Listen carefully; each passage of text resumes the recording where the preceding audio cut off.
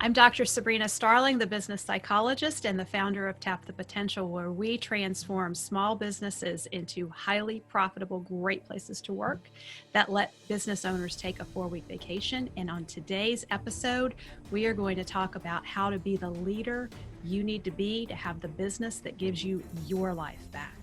Congratulations! You are tuned into Dov Baron's Leadership and Loyalty Show, the #1 podcast for Fortune 500 executives and those who are dedicated to creating a quantum leap in leadership. Your host, Dov Baron, is the founder of FullMontyLeadership.com.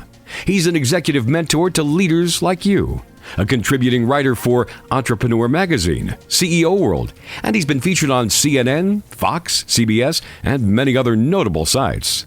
Dov Baron is an international business speaker who was named by Inc. magazine as one of the top 100 leadership speakers to hire. Now, over to Dov Baron. Welcome, dear friends, fans, and fellow aficionados of leadership excellence. Thank you for joining us on this episode of Leadership and Loyalty Tips for Executives, part of the Full Monty interview series. I'm your host, Dov Baron, founder of Full Monty Leadership, and I'm here to assist you tapping into the one thing in your business that changes everything. So let me ask you, are you committed to up-leveling your leadership? Then have you considered what you personally have to do to attract top performing employees? Because on this episode, we're going to ask how you can do that and take a 4-week vacation. Stay tuned. If you're a new listener, new viewer, thank you for joining us. Strap yourself in. We're about to go full Monty. And as always, you can find us on Apple Podcasts, Spotify, iHeartRadio, wherever you tune into podcasts. We always need your help in staying relevant. So please get over there, rate, review, and subscribe to the show. You can always catch us on traditional radio stations across the United States every Monday and Thursday. You can also look for us on Roku TV, where there's over 100,000 subscribers. And if you are a regular listener, a big thank you to you for making us the #1 podcast globally for Fortune 500 listeners, with a potential reach of 2.5 to 4 million listeners for every single show.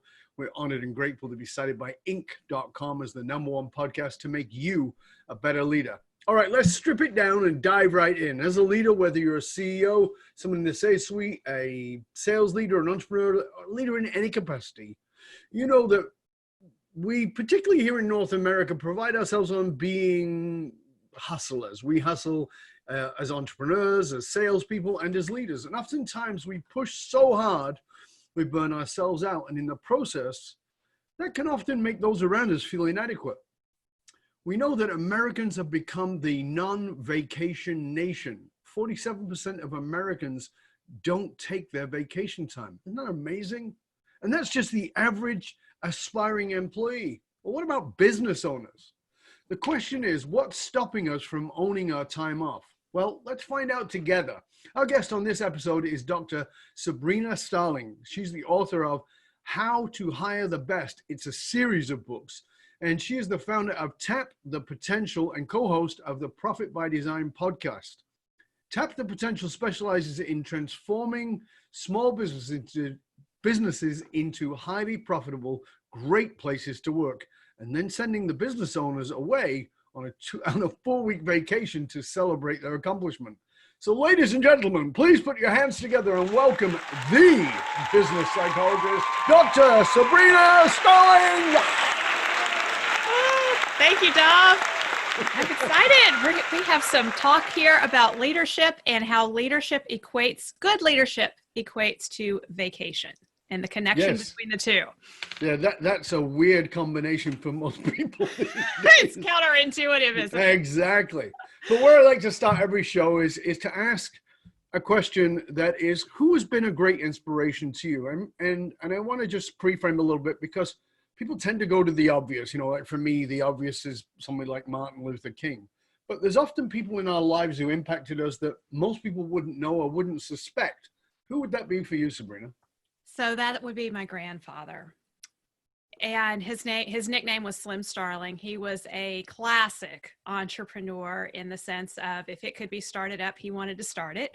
And he was go, go, go. And so when we're inspired, we can be inspired of someone we want to become and emulate, or someone we don't want to emulate. Absolutely. And I have a lot of respect for my grandfather. But one thing that I learned as a child growing up is I saw my father working 70, 80 hours a week, always on the go. He didn't know how to stop. He didn't know how to relax. And my mother would say to me, that's how he was raised. When he was a young child, my grandfather had drive-in movie theaters. And so my dad, as a young child, would work the concession stands, and the families never had family meals together. It was always work, work, work. I grew up with the idea, and the other thing that inspired me from my father is seeing what it was like to work in an environment that was not a healthy environment, because he would come home from his job every night talking about, somebody said this, somebody did that. It was a bad situation and a lot of drama. Right. That left me with, I'm going to be a psychologist. I'm going to have a private practice. I'm not going to have to deal with any of that drama. It'll just be me. It'll be great. Yeah. And I'm going to take a lot of time off.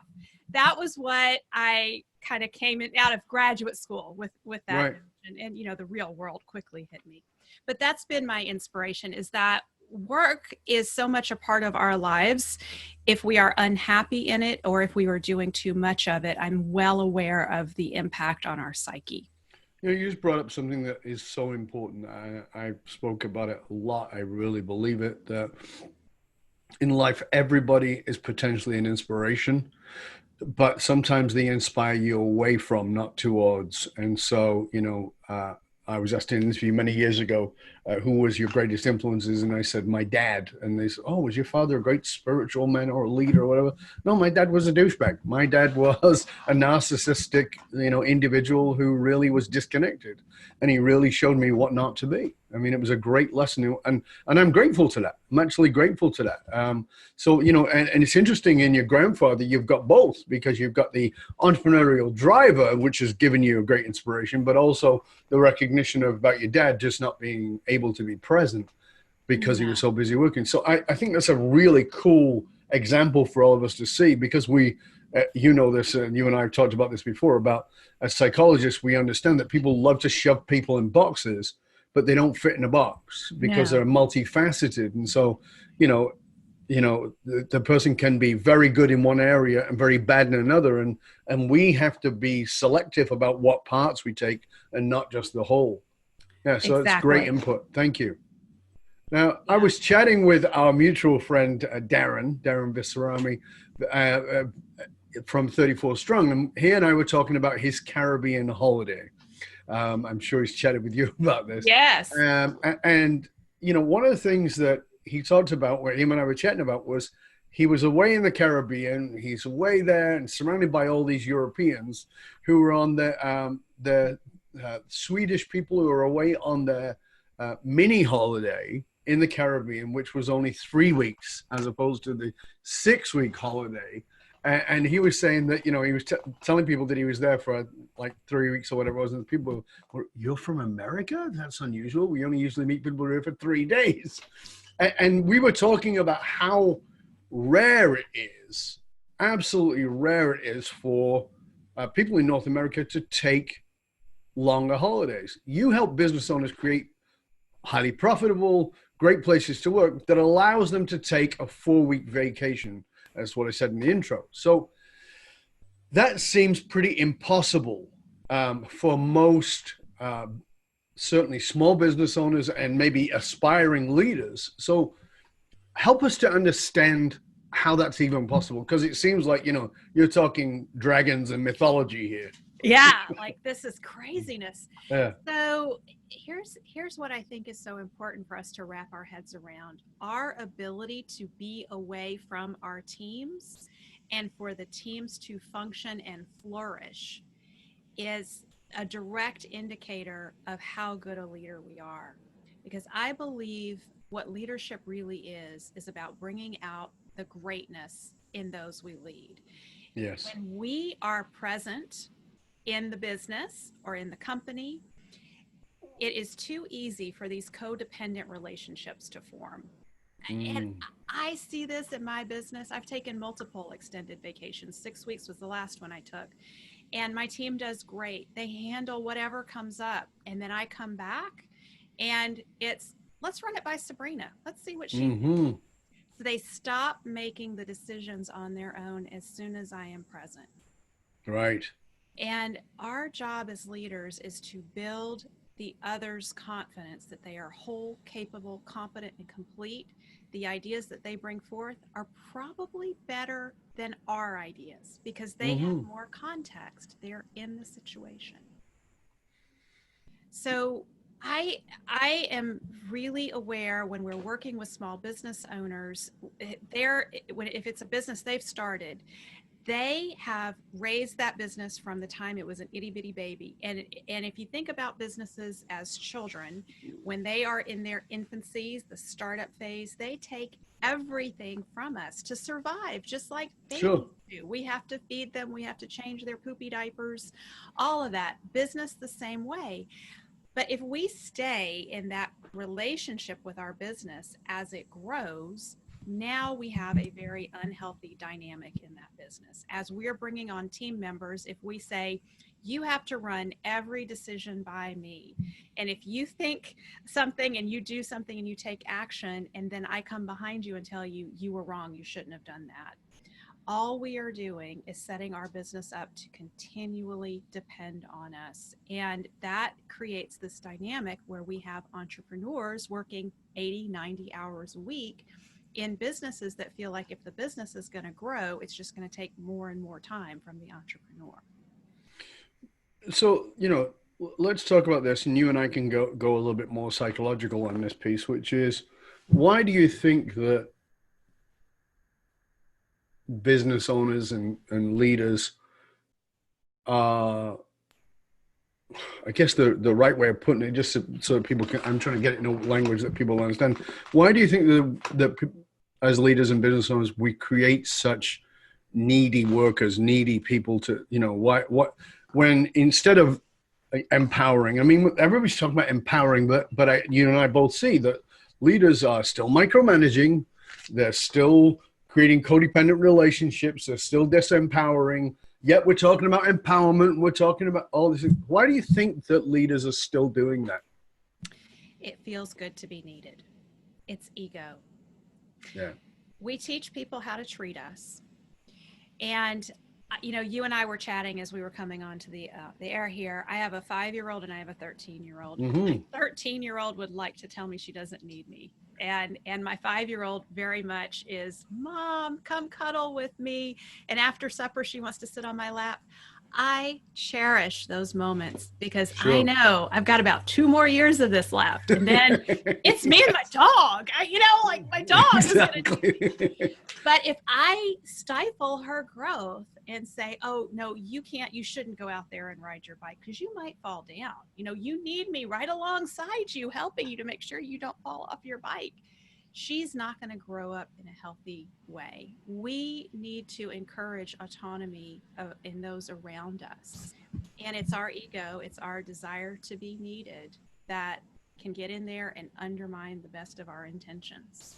Yeah. One of the things that I speak about from the stage is that leadership is parenting.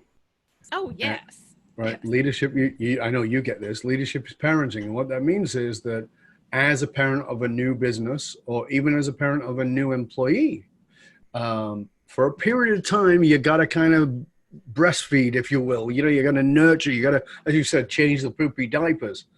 But you got to be really clear about, there's going to be a time when it's like, okay, we're no longer in kindergarten, we're no longer in high school. Now you have to be independent, and that is, I think that's more of a challenge for leaders than it is for employees.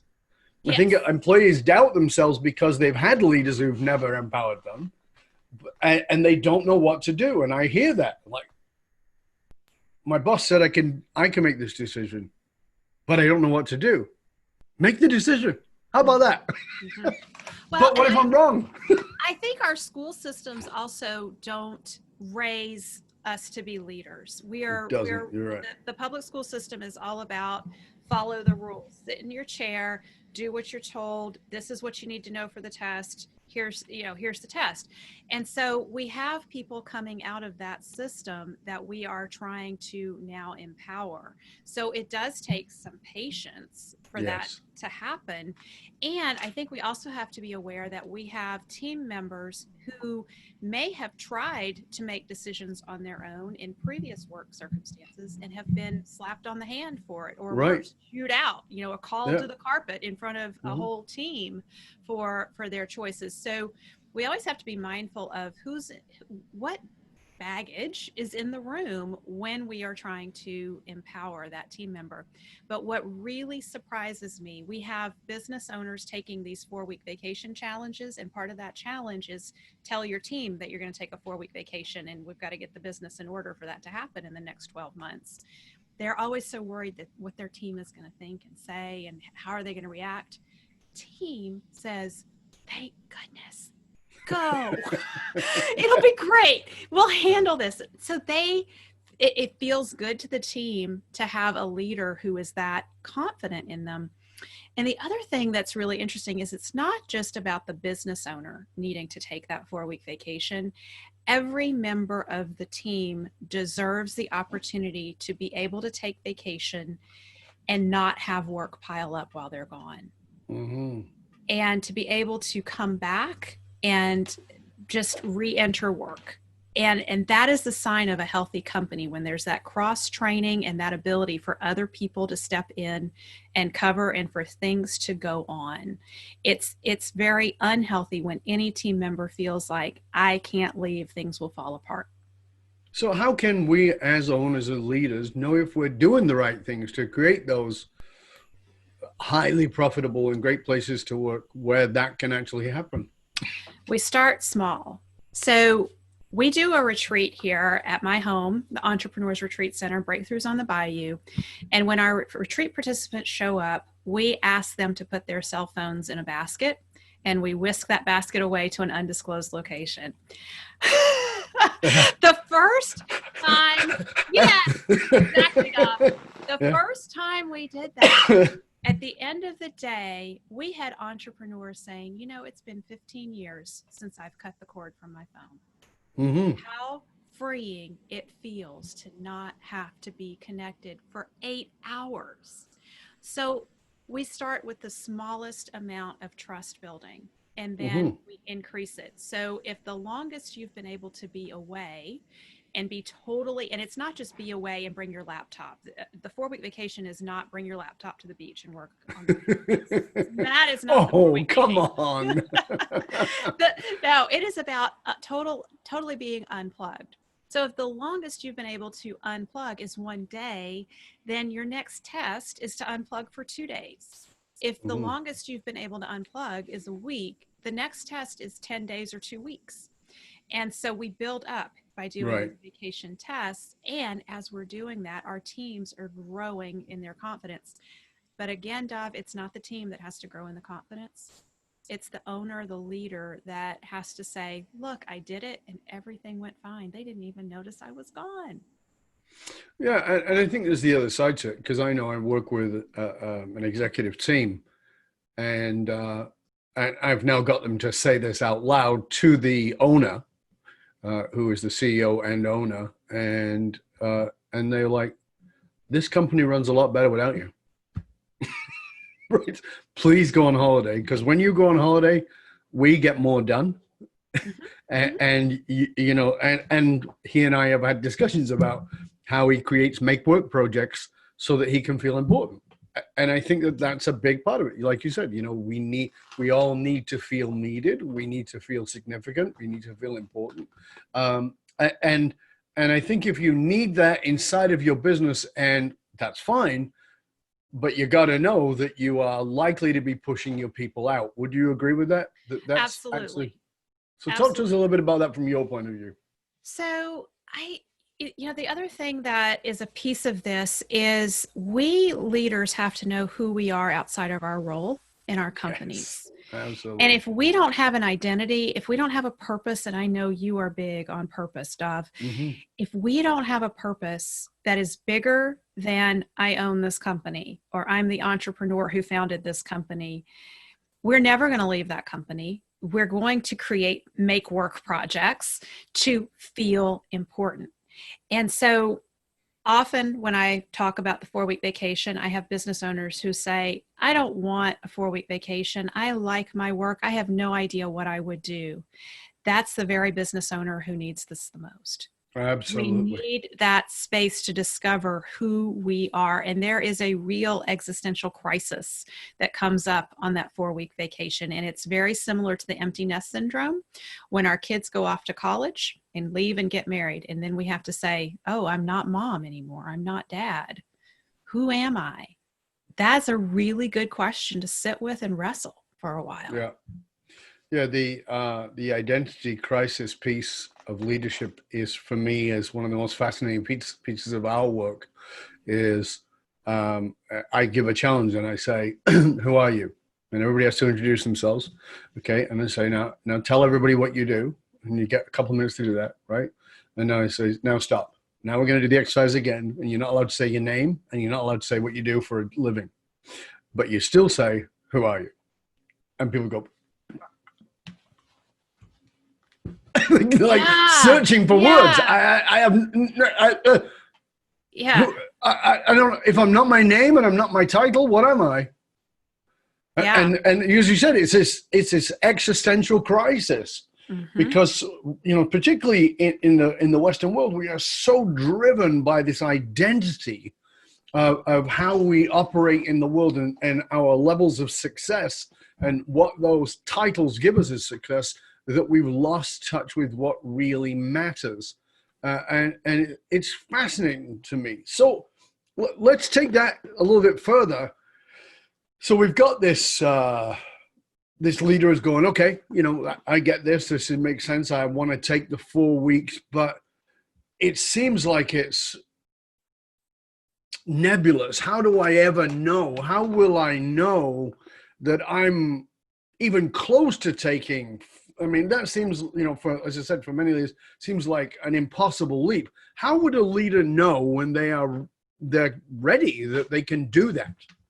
Yeah. So it's about having the systems in place in the business and the right people. It's the combination of systems and people, because ultimately there will always be circumstances that come up that we could never anticipate and put in a system for. But if we've hired the right people who have good alignment with our core values, and they are making decisions, and we've done those tests and we've built the business up where we can take that 4-week vacation.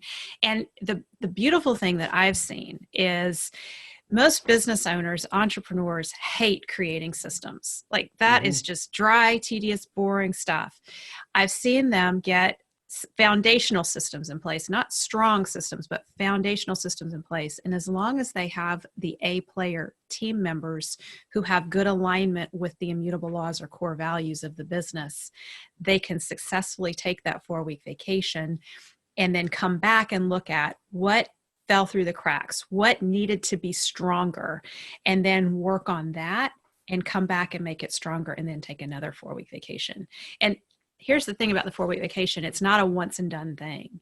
It is an ongoing system in the business. And I took a 4-week vacation last December, almost a year ago.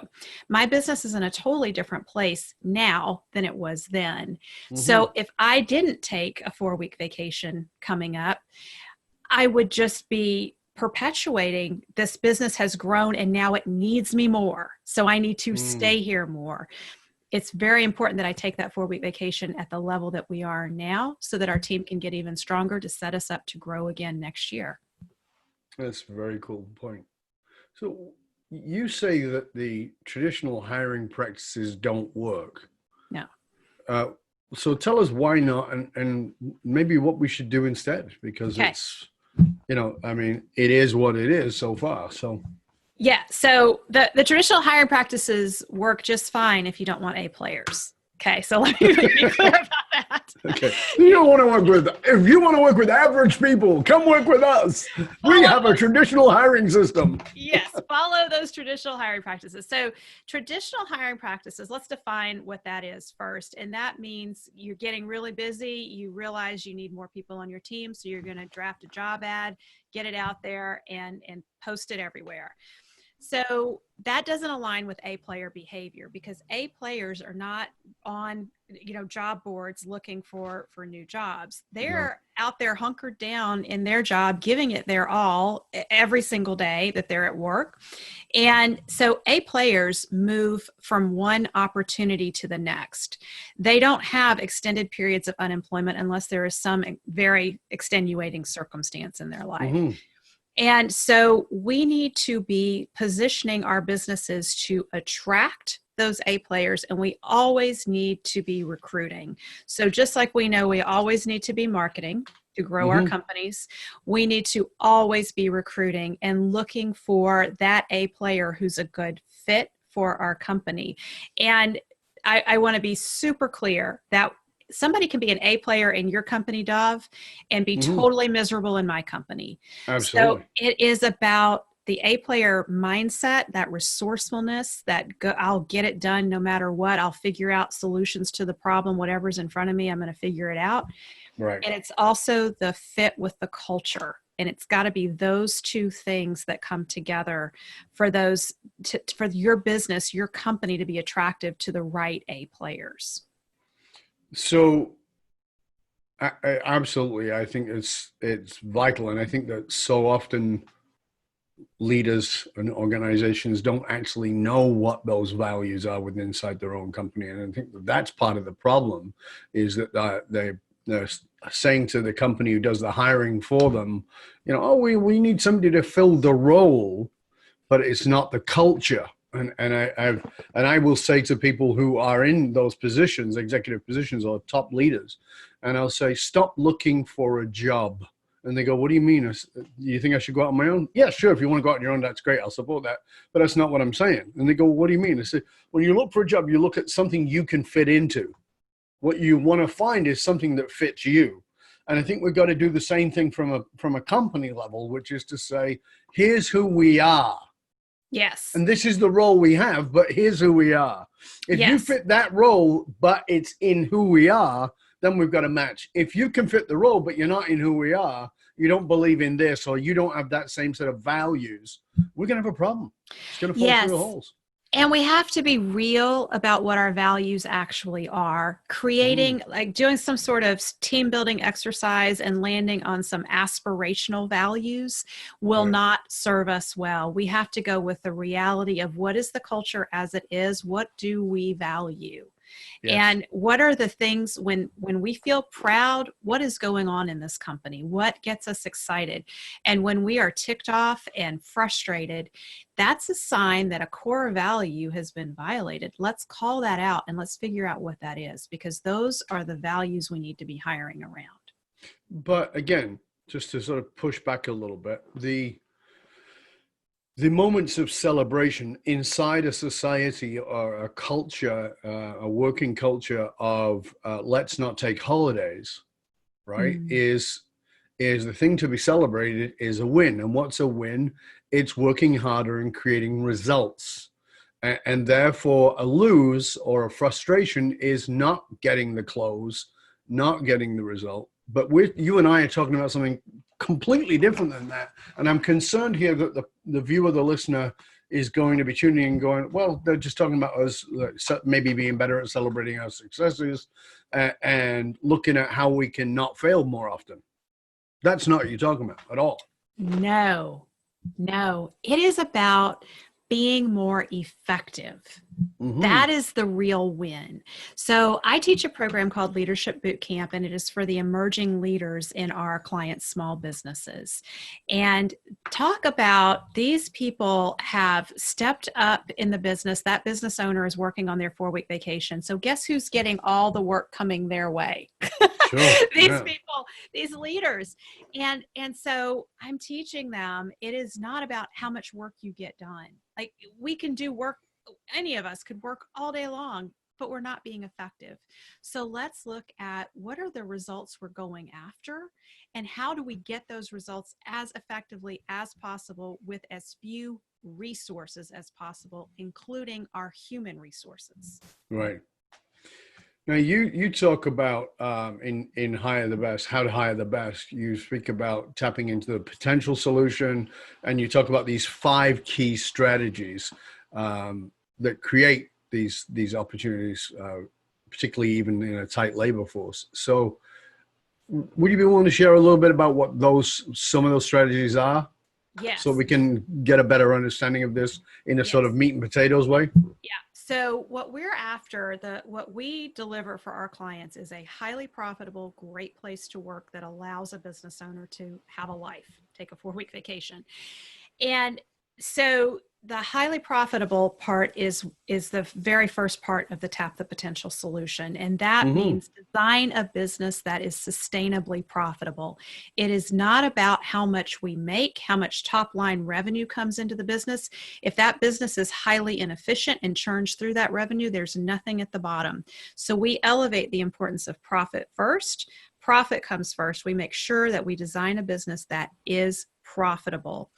Now that creates an opportunity for A players to really stand out in these businesses, because we know that A players in the right role, working from their strengths, will be 900 to 1200% more productive than a warm body in the wrong role.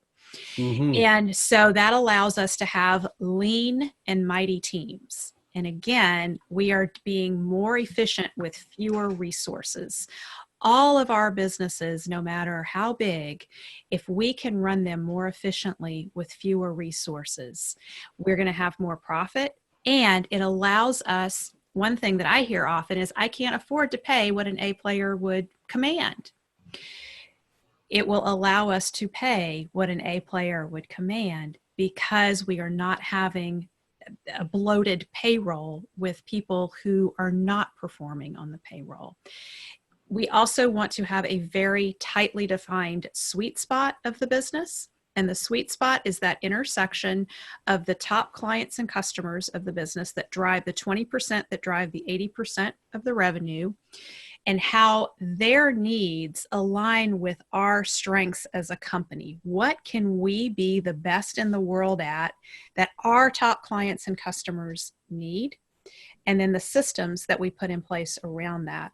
So when the business has a clearly defined sweet spot, and then we get very intentional about hiring A players to serve the sweet spot of the business, there's very little wasted resource in a business like that.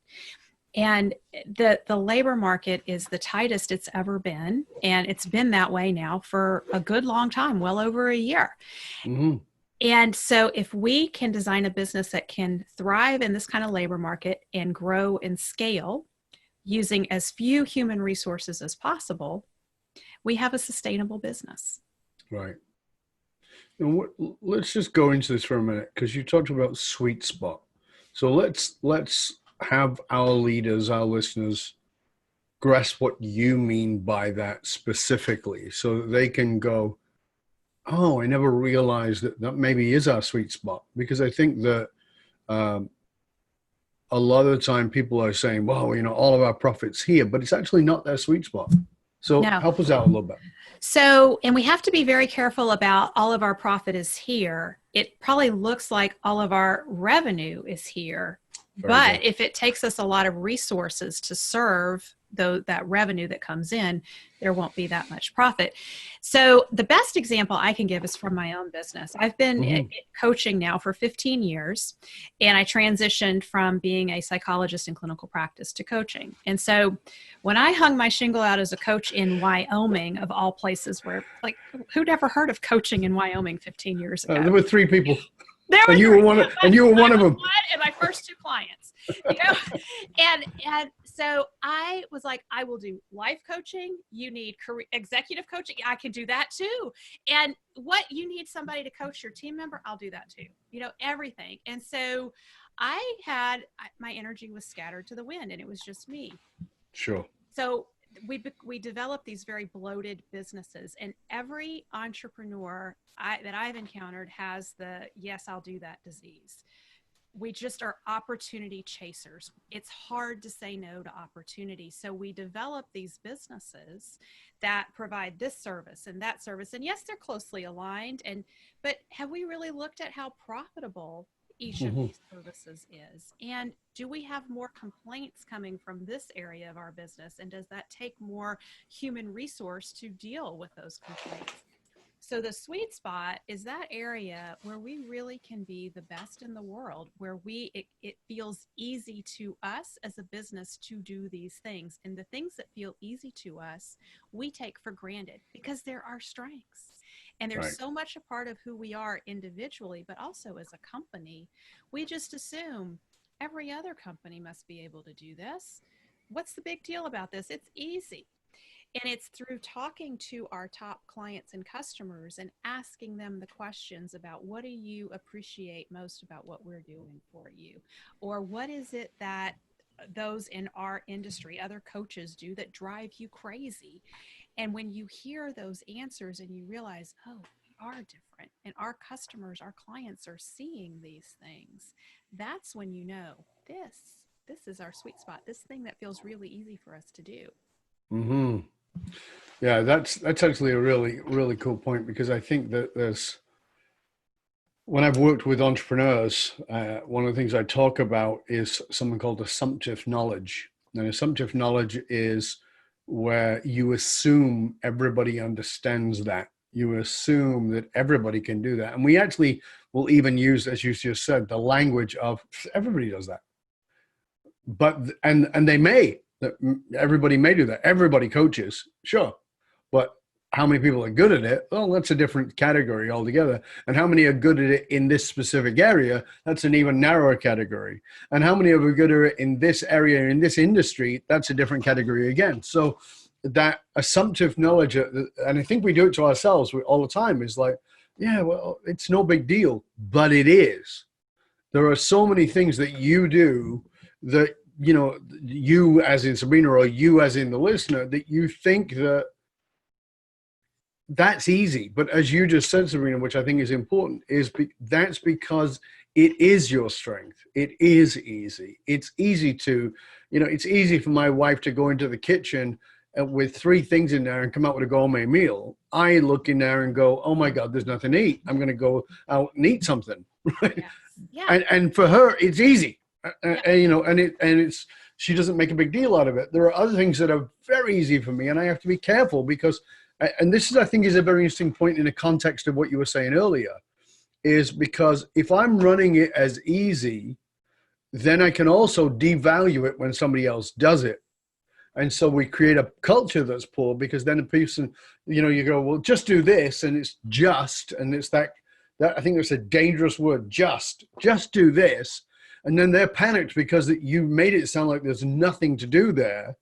And for them, it might be blood, sweat, and tears. Yes. When I was in second grade, I had my first encounter with this, and I remember finishing my work early. I consistently finished my work early. It was easy to me. And my friends, I remember three or four little friends circling around me one day, and I thought they were going to beat me up. I didn't know what was going on. But they said, tell us how you do it. How do you get done with your work early and get this free time? And I said, you just do it. Like you just do it. And that was my first kind of like little Yeah. 7-year-old self-awareness. Wow. I'm doing something different than them. I have something that they don't have, and I can't explain it to them.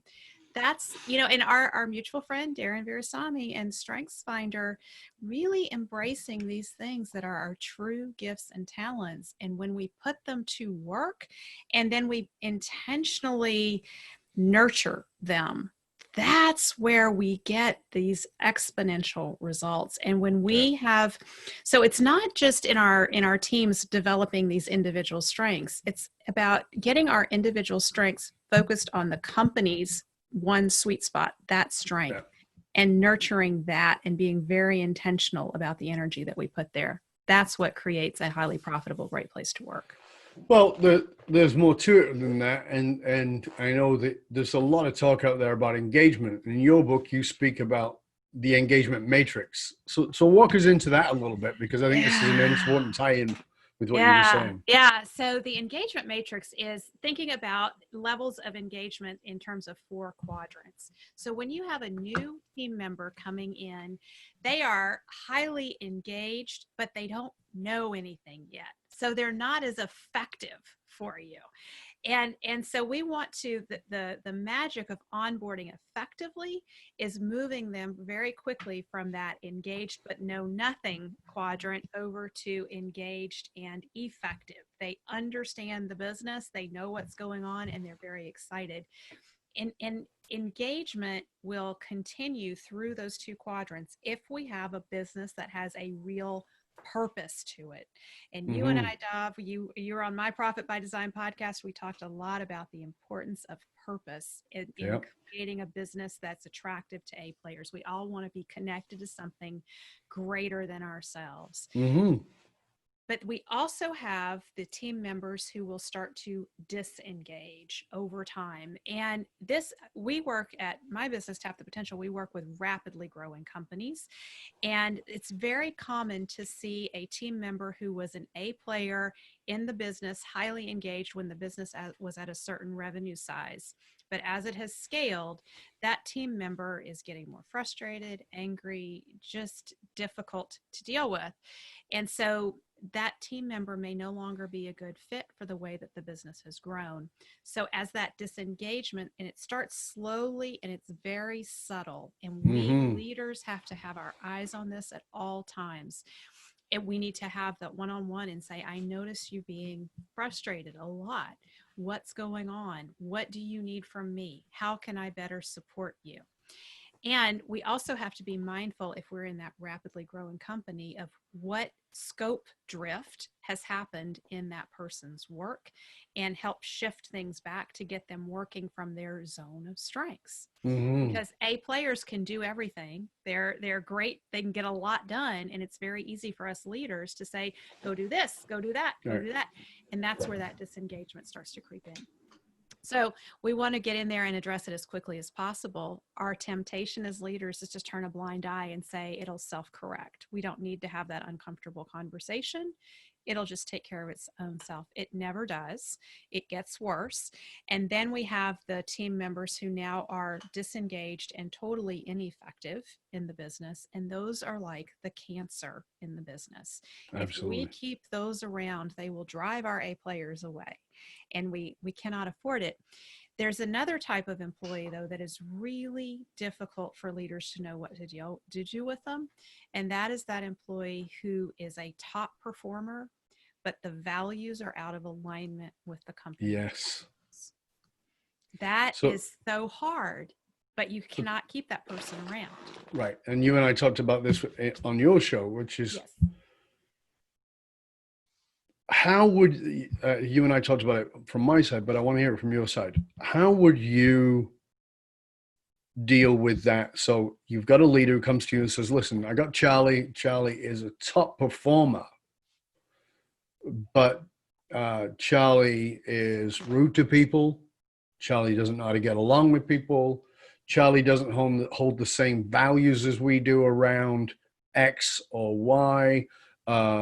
Culturally, this person is a mismatch, but performance-wise, and this is one that I actually came across last week, and this person does the things in the business I don't want to do. I, the leader, don't want to do this. I was so glad when I hired this person to do that. They're a great performer, and they handle this part of the business that I just don't want to do anymore. I've been in this business too long. What do you say to that person? You can't keep Charlie around. You just can't. And the reason is because it is sending a message to the rest of your team that the way Charlie does things is okay. You're going to tolerate that. And your team is getting the message that the way they do things that they've been proud of to this point, maybe they shouldn't be quite so proud of those things anymore, because look at what Charlie's getting away with over here. And then looking at the impact on your customers and the brand identity of your company. So if we treat our companies like a living being with a personality, now we have this schizophrenic person out there in the world, and our customers are dealing with that. On the one hand, if they call today and they talk to Nellie, and Nellie is nice and friendly, and then the next day they get Charlie on the phone, oh my goodness, it's like Dr. Jekyll and Mr. Hyde. that Absolutely. is undermining what we are trying to do. And we think about, I believe in energy, and we tend to treat energy like it's just, we can manufacture more and more of it, but there's negative energy that's going Of out there course. in the world with allowing someone whose values don't align with ours to remain in our company. Yeah, I couldn't agree with you more. Now, this is, uh, I I think it's easy to look at people and think, "Oh, you're there, and I wish I was there." But I won't be there because I guess you've always been like this. You were 7, and you were getting your work done when nobody else was getting your work done. So let's sort of bring things a little bit more Yeah. down to ground a little bit. What's one thing that you did, or that you likely thought was a good thing at the time, that maybe actually blocked you from your success that you've had to confront? Yeah. So when I was in Wyoming and I was growing my coaching business, I was baffled when business owners would say to me, I don't want to grow my business any more than it is because I don't have the team members that I need. And if I take on any more work, it's going to be on my shoulders. And I'm a growth oriented person. You asked about purpose. Like, I am all about let's grow. It's not let's go, let's grow. What else? Mm-hmm. If I'm not growing people, I'm growing plants. I'm everywhere Right, growing things. right. And so I couldn't stand that. And I was buying into that mentality of it's just the way it is. We have to make do. And so I would coach them to coach their warm body team members. And let's see if we can get a little bit more performance out of it. That didn't go anywhere. And I remember one morning, and this was after some colleagues had said to me, your clients really need help with hiring. That's what you need to do, Sabrina. And Dov, I was scared to death to take that on because nowhere could I find anything written for small business owners on hiring. There's top grading, and I love top grading. That requires an HR department to effectively deliver that. Small business Sure. owners don't have that HR department. And I just thought, I don't want to do this. I don't want to write that book. I don't know. I don't have the answers. And then one morning I woke up, and it was that transition from sleep to wakefulness where sometimes we have really good ideas. I didn't have a good idea in that moment. I had a good question. And the question was, what if it's not true? What if it's not true that because we're in a small town in a rural area, we can't get good employees in these small businesses? And that just put me on this quest. Like, I want to go find out if it's not true. I want to know, are there small business owners in rural areas who are hiring A players? And if they are, what are they doing?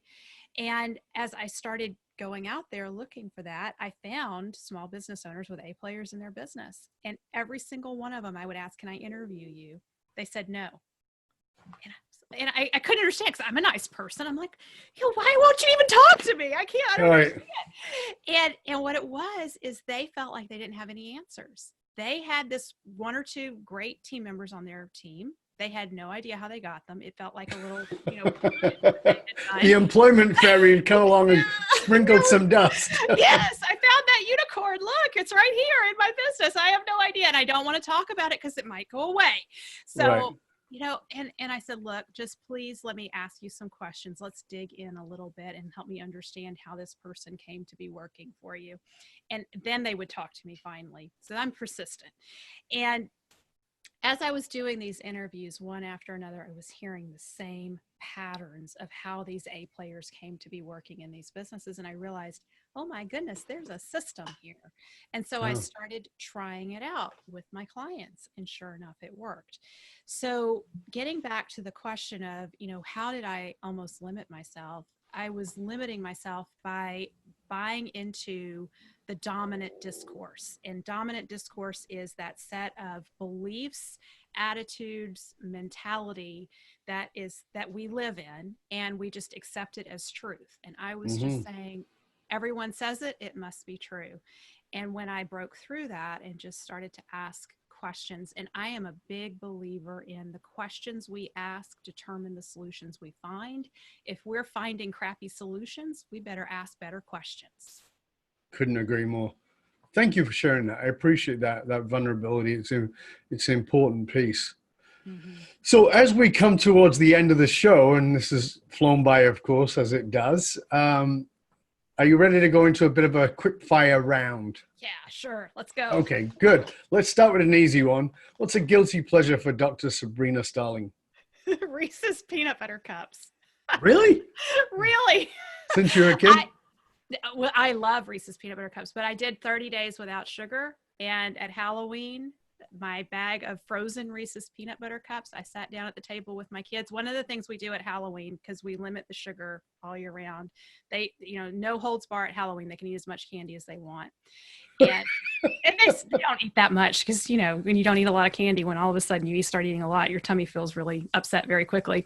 But Yeah. I sat down at the table with my frozen Reese's peanut butter cups and thoroughly enjoyed. I said to my kids, don't talk to me. I just want to savor these Reese's peanut butter cups. That's fantastic. I love that. That is awesome. Tell us something that you've learned lately that maybe surprised you, or something that, you didn't expect to learn. It could have been trivial, could have been poignant, could have been like, what's something you learned recently? Oh, man. So, Dov, as much as I teach business owners to get out there and hire and let go of things, I saw in my business about 5 months ago where I had really held on to certain roles entirely too long in my business.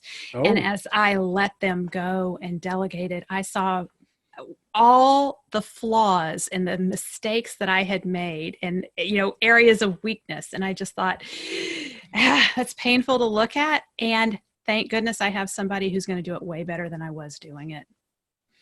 it's one of the challenges I gave to a client of mine recently was I challenged him to leave his business for 3 months, to actually leave it. So, and he has partners, but he's the dominant partner. And I said, to leave it as if you're dead. And we just did it as an exercise with the partners. And I said, okay, he's dead. Now how are you going to run the business? To the partners. And it was, first of all, it was interesting to hear this sort of stumble, right? And then, like a gush of like, well, we need to be doing this and we should be doing that and blah, blah, blah. And it was fascinating because the next meeting was with myself and the senior partner. And he said, I really learned how I'm in the way. Yeah. Yeah. I really learned how I'm in the way. And he said, and you've been telling me for ages that I'm limiting the business. But I've been telling myself the business can't survive without me. But he goes, I really learned I'm in the way. And it's a fascinating thing. I'm so glad you thank you for sharing that. Again, it's a great vulnerability. It's important. Yeah. I can share something too, because there is a lot of similarity between leadership and parenting. It's like two sides of the same coin. I agree. I have 5 and 13-year-old. I exercise in the morning. I leave the house and go exercise while they get ready for school. And I go for a long walk. And if it's raining and I happen to be staying at home, they get aggravated and they will fight and they will bicker. And we are inevitably late leaving the house because I have stayed home.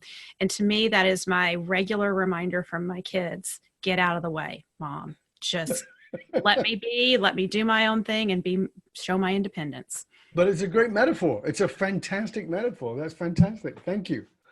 So as we finish up, one of the things I'm going to give you a moment and ask you to share with our listeners and our viewers where they can find out more about you.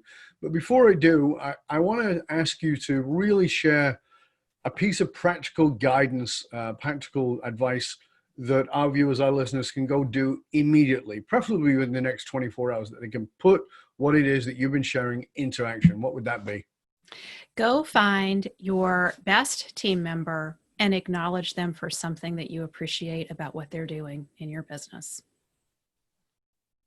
Acknowledgement feels good. We don't do enough of it in the workplace, and what we focus on grows. So if we're focusing on complaining about the problems we see in the business, we're going to get more of that.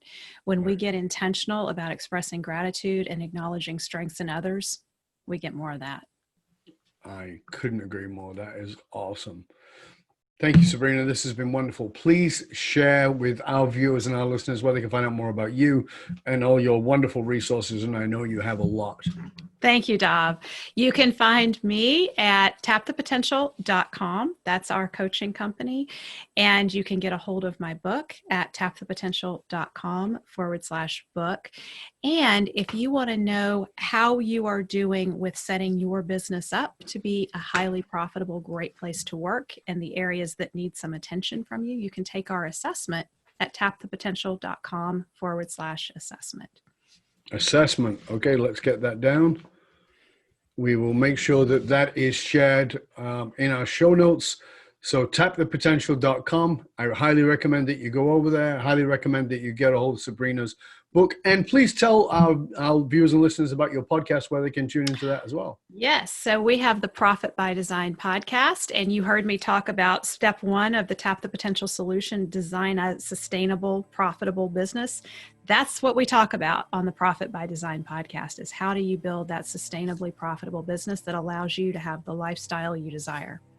And it's a great podcast. Again, I highly recommend it. She's had some pretty good guests on there. There was one Dov guy. Barron? Was that his name? I thought it was like Yeah, I Doug believe so. Barton or something. Doug Barton, maybe? And, No. well, and we have some mutual guests. So you've had John Bates on your show. I hold him in very high regard. He's been a guest with us on Profit by Design, and Darren Versani. Yep, there's been, and Mike. And Mike McAllowitz. Yes. So a couple of crossover guests there. Yes. So I highly recommend it. There's some. It's a great show. It was a pleasure and honor to be on there, and it's been a pleasure and honor having you with us today, Sabrina. Thank you so much. It's been such a great time chatting with you. Thank you, Dov. It's been an honor to be here and be with your listeners. And you can hang out with other conscious leaders and chat about this episode or any past episodes by going to our Facebook group or into our LinkedIn group. Just simply search Leadership and Loyalty Podcast. To find out how you can hire me, Dov Barron, as a speaker or strategist for your organization, simply go to fullmontyleadership.com/consulting or fullmontyleadership.com/speaking. fullmontyleadership.com, because you can't outsource authenticity.